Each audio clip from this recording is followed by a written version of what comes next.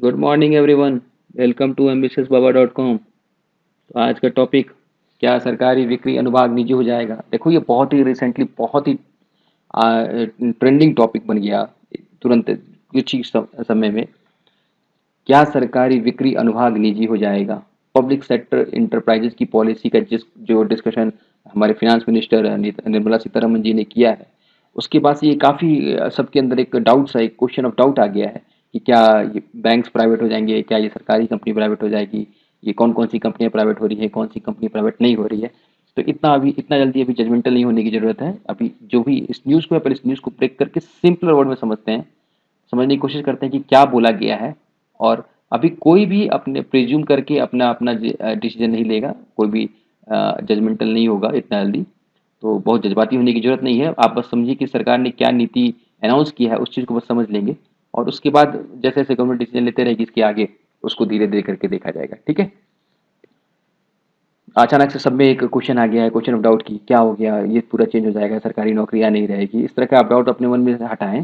पहले समझिए कि क्या है। देखो, बहुत ही एग्जैक्टली जो भी स्टेटमेंट ये है पीआईबी का, जैसे पब्लिश किया है गवर्नमेंट ने, उसी चीज़ को पढ़ेंगे। लेकिन मैं उसी में आपको दिखलाऊंगा कि क्या चीज़ें उन्होंने बताना चाहा है और क्या चीज़ें यहाँ हम लोग को समझना बहुत ज़रूरी है, बिना कुछ डिसीजन लिए, बिना कुछ अपना एक अलग से ख्याल बनाने से पहले। India and the world have changed in the last few decades. इसका मतलब कि भारत और वर्ष पिछले कई दशकों में काफ़ी बदलाव आया है। ठीक है।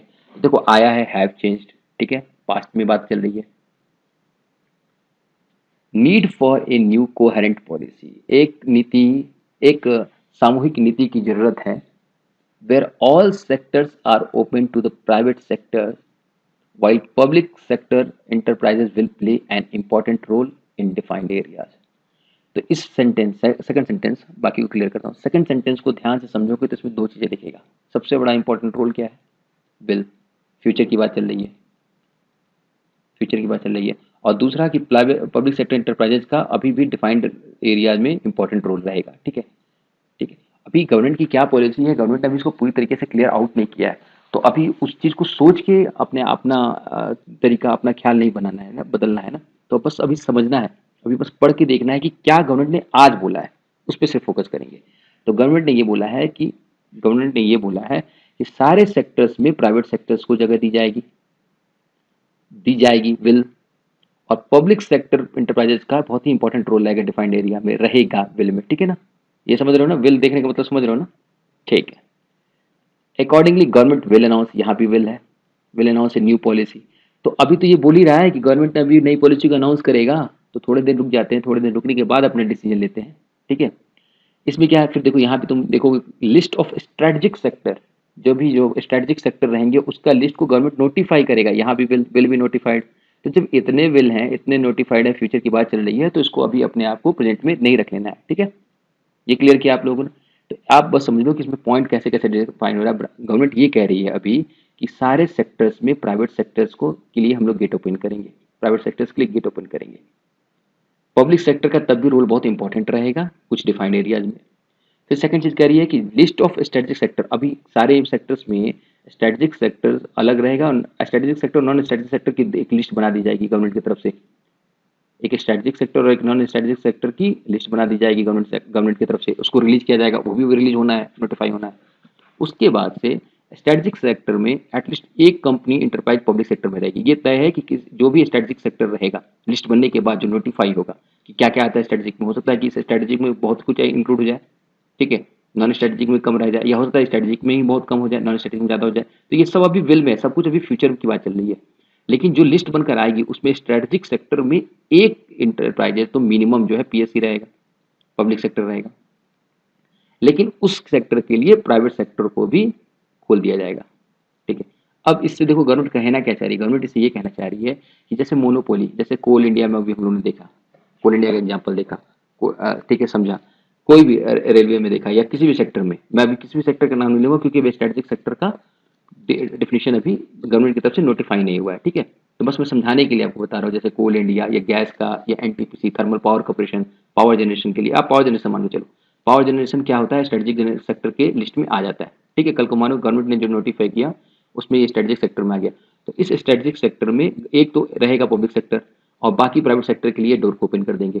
तो प्राइवेट सेक्टर को डोर को ओपन करने से क्या होगा कि जो अनएलोकेशन, जो अननेसेसरी जो फंड्स खर्चे होते हैं गवर्नमेंट सेक्टर को मेंटेन करने के लिए, पब्लिक सेक्टर को बनाने के लिए, पब्लिक सेक्टर को रिक्रूटमेंट के लिए या इस सब चीज़ों के लिए, जो भी मतलब पब्लिक सेक्टर का जो भी खर्चा होगा वो गवर्नमेंट का बचेगा, ऐसा गवर्नमेंट का मानना है।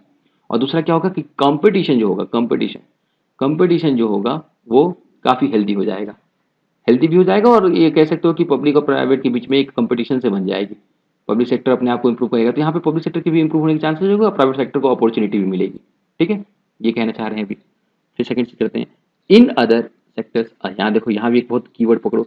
इन्होंने यहाँ पे इन्होंने कहा कि स्ट्रेटेजिक सेक्टर में एक कंपनी पीएससी रहेगी और बाकी प्राइवेट सेक्टर अलाउ कर देंगे हम। अब यहाँ अदर सेक्टर्स कह रहे हैं, तो ये बताओ जब स्ट्रेटेजिक सेक्टर को आप यहाँ लिख के अदर सेक्टर्स लिख रहे हो तो बचा हुआ क्या हुआ?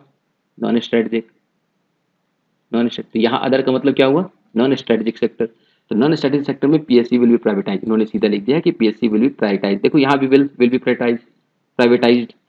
तो जब ये पीएससी भी प्राइवेटाइज हो जाएगी, लेकिन यहाँ पे एक और जो ब्रैकेट में पॉइंट है उसको भी ध्यान से पढ़ो। उसमें लिखा हुआ है timing to be based on the feasibility.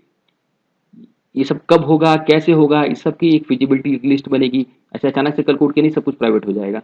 उसमें क्या होगा कि अभी देखा जाएगा कि हाँ किस सेक्टर में, गैस सेक्टर में हम लोग जा सकते हैं प्राइवेट में, चलो ठीक है, ऑयल सेक्टर में भी जा सकते हैं प्राइवेट में, रेलवे सेक्टर में भी प्राइवेट में जा सकते हैं। ठीक है, इस तरह के डिसीजन बनेंगे और फिजिबिलिटी के हिसाब से ये डिसीजन ली जाएगी। ठीक है, कि पीएससी को कैसे प्राइवेटाइज करते हैं। एक इंपॉर्टेंट बहुत चीज़ है यहाँ पे, to minimise the wasteful administrative cost. जो अभी मैं इसके पहले एग्जांपल में समझा रहा था आप लोगों को कि एडमिनिस्ट्रेटिव कॉस्ट यानी कि पीएससी को सेट करने के लिए जो उसके इंफ्रास्ट्रक्चर के कॉस्ट होते हैं, जो उसके रिक्रूटमेंट कॉस्ट होता है, जो उसका आने जाने का कॉस्ट होता है, उसकी मीटिंग्स के कॉस्ट होते हैं, उसका रिफॉर्म्स के कॉस्ट होते हैं, उसकी बोर्ड मीटिंग्स होता है, उसमें जितने भी एडमिनिस्ट्रेटिव तरह के कॉस्ट होते हैं उन चीज़ को to minimise wasteful cost, administrative cost, number of enterprises in sector, strategic sector will be ordinarily be only 1 to 4। इसका क्या मतलब है? यहाँ पे फिर इस शब्द को तोड़ते हैं। इसका मतलब कि मिनिमम एक तो रहेगा ही रहेगा स्ट्रेटेजिक सेक्टर में। ठीक है, स्ट्रेटेजिक सेक्टर में मिनिमम एक तो रहेगा ही रहेगा और मैक्सिमम 4 रहेगा। मैक्सिमम 4, मिनिमम 1 और मैक्सिमम 4। इसका मतलब कि 4 से ज़्यादा, ये इन्होंने क्लियर कर दिया है कि 4 से ज़्यादा किसी भी स्ट्रेटेजिक सेक्टर में पब्लिक सेक्टर इंटरप्राइजेस की 4 से ज़्यादा यूनिट नहीं रहेगी। तो बाकी यूनिट क्या होगा? बाकी यूनिट क्या होगा? अभी यहाँ लिखा है, देखो बाकी यूनिट यहाँ क्या लिखा है? विल मतलब क्या होगा? Either it will be privatised, merged और brought under the holding company. जो ऑलरेडी होल्डिंग कंपनी है उसके अंदर ले लिया जाएगी। इसको क्या बोलते हैं? डिसइन्वेस्टमेंट। इसको एक्विजिशन बोलते हैं, एक्विजिशन हो जाएगा, मर्जर हो जाएगा कंपनी का। ठीक है, स्पिन ऑफ हो जाएगा। ये सब वर्ड है, ये सब बिजनेस वर्ड है। स्पिन ऑफ हो जाएगा, स्पिन ऑफ मतलब एक एक बड़े सेक्टर को तोड़ के दूसरे सेक्टर को दे दी जाएगी, प्राइवेट सेक्टर उसमें बिड कर लेगा। ठीक है, तो यहाँ पे अब तुम इस पूरे पेज पे फिर से एक बार बहुत जल्दी से समझते हैं कि इस पे पूरे पेज पे इंपॉर्टेंट देने वाली क्या बात थी। इंपॉर्टेंट देने वाली बात ये थी कि प्राइवेट सेक्टर सभी के सेक्टर्स में प्राइवेट सेक्टर ओपन हो जाएगा। स्ट्रेटजी की लिस्ट अभी आनी बाकी है। एक कंपनी जो है कम से कम पब्लिक सेक्टर में जरूर रहेगी, स्ट्रेटेजिक सेक्टर में। नॉन स्ट्रेटेजिक सेक्टर में पीएससी को प्राइवेटाइज कर दिया जाएगा और ये जब क्या कहते हैं स्ट्रेटेजिक सेक्टर में मिनिमम 1 और मैक्सिमम 4 का कंसेप्ट अप्लाई रहेगा। ठीक है, फिर सेकंड में उन्होंने लिखा arms and ammunition and the allied items of the defence equipment, defence aircraft and warship, atomic energy, mineral है, ये सब अभी स्ट्रेटेजी में सेक्टर्स में आते हैं। ठीक है ना, स्ट्रेटेजी सेक्टर में आते हैं। लेकिन यहाँ क्या लिख रहा है कि cabinet classified the PSC in the strategic and the non strategic area. Strategic में कौन कौन से? Defence, atomic, railway. Non strategic में ऑल अदर्स। अब इन तीनों को छोड़ दोगे तो सब नॉन स्ट्रेटेजिक में आ जाएंगे। लेकिन इसके बाद भी एक उनके लिस्ट नोटिफाई होगी जिसमें वो बिल्कुल इसको डिटेल में डिफाइन करेंगे स्ट्रेटेजिक सेक्टर और नॉन स्ट्रेटेजिक सेक्टर को। तो हम लोगों को, मुझे लगता है कि सभी लोगों को उस लिस्ट का और नोटिफिकेशन, फर्दर नोटिफिकेशन का वेट करना है किसी भी डिसीजन लेने से पहले, किसी भी डिसीजन के कंक्लूजन में पहुंचने से पहले। ठीक है, ठीक। अब यहाँ ये चीज बहुत इंपॉर्टेंट है, non strategic public sector enterprises के लिए डिसाइड किया गया है कि रिडक्शन जो गवर्नमेंट का 51% रिडक्शन होता था ना, 51% जो गवर्नमेंट का रिडक्शन होता था वो अब कितना हो जाएगा? 26% हो जाएगा। Would not be automatic and the manner in the place of doing so would be worked out of case to case basis. मतलब कहने का मतलब यहाँ पे इन्होंने क्लियर कर दिया है कि 51 से इसको 26 पे लेकर आएंगे। अब कैसे लेकर आएंगे? ये ऑटोमेटिक नहीं होगा, इसके लिए अप्रूवल रूट होगा या इनका क्या प्रोसीजर होगा, पॉलिसी होगी, क्या एसओपी होगी, वो सब बाद में डिसाइड होगा। लेकिन इनका पेस मतलब इसको कब लेकर आना है और किस तरीके से लेकर आना है, यहाँ दोनों बात की गई है। पेस मतलब कब और मैनर मतलब किस तरीके से। कब और किस तरीके से लेकर आएंगे ये केस टू केस पे डिपेंड करेगा, किस सेक्टर को कब लाना और किस सेक्टर को कब लाना।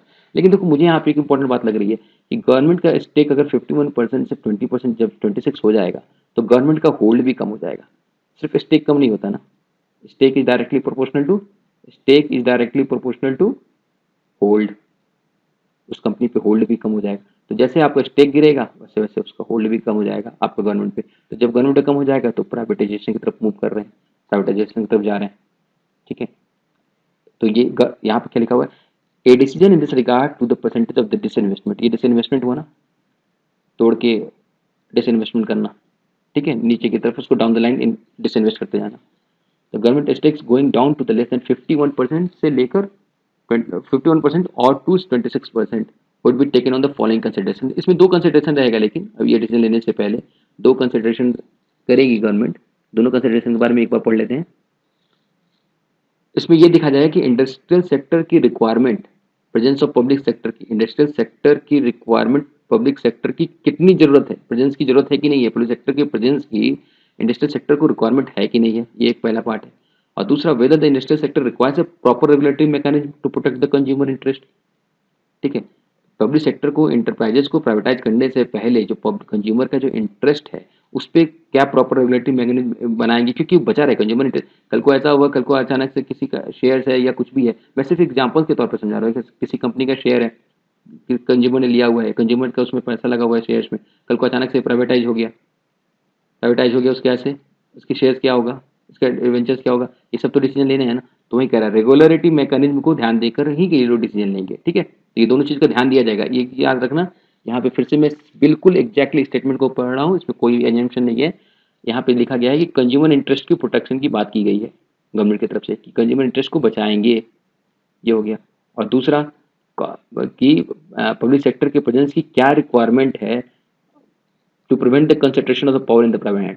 मतलब ये चीज जरूर उन्होंने ध्यान दिया यहाँ पे कि प्राइवेट हैंड के पास पूरी पावर की कंसंट्रेशन नहीं पहुंचे, इसको प्रिवेंट करने की, दो चीज प्रिवेंट करने की बात की है। पहली चीज बात की है कि power should not be in the regularity, power should not be in the hand of the private hand. अब ये पता नहीं कैसे करेंगे, क्या डिसीजन होगा, ये सब अभी कुछ भी आउट नहीं है। जैसे जैसे होगा वैसे वैसे ambitious.com आपको अपडेट करते रहेगी इस पे। और कंज्यूमर इंटरेस्ट को कैसे प्रोटेक्ट करेंगे, ये दोनों चीज का लेकिन ये लोग ध्यान रखेंगे, इन्होंने क्लियर किया। तो अल्टीमेटली मैं आपको एट लास्ट यही कहना चाहता हूँ कि अभी जो सरकार की तरफ से जो भी पॉलिसी में बदलाव की निर्मला सीतारमन जी ने हम इसको अनाउंस किया है, इसको अभी इतना बस समझ लेना है कि क्या वो बोल रहे हैं। ये चीज, कुछ चीज तो उन्होंने बहुत क्लियर कर दी है, लेकिन फिर भी हम लोग तब तक वेट करेंगे, और जैसे जैसे इस पर कुछ भी अपडेट आते रहेगा ambitiousbaba.com की तरफ से आप लोग को अपडेट हो जाएगा। तब तक के लिए बिल्कुल भी अपना एजम्पशन नहीं करना है, मैं बार बार ये बोल रहा हूँ। आप बस इसको, इस शब्द को पढ़ लो और समझ लो कि क्या लिखा हुआ है पॉलिसी में। Okay, till then keep going ahead. Okay, thank you.